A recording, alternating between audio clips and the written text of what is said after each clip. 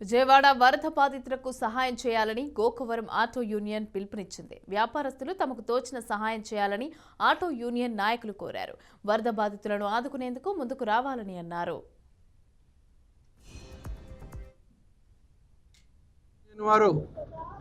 విజయవాడ వరద బాధితుల సహాయార్థం చందా దండి బాధితులకు గౌరవ ఎమ్మెల్యే గారి ద్వారా ఇద్దామని చెప్పడం, మరి దానికి అనుకూలంగా పార్టీలకు అతీతంగా అందరూ కూడా కలిసి రావడం చాలా సంతోషకరం.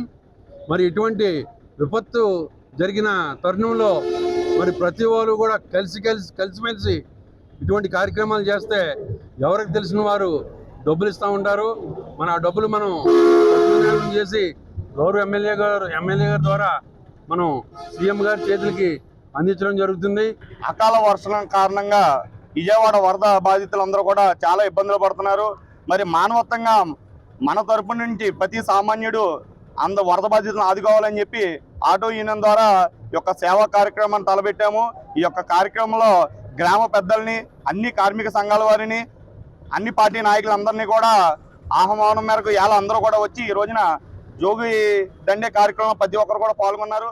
వారందరికీ కూడా పేరు పేరున హృదయపూర్వక ధన్యవాదాలు తెలియజేసుకుంటూ సెలవు తీసుకుంటాం.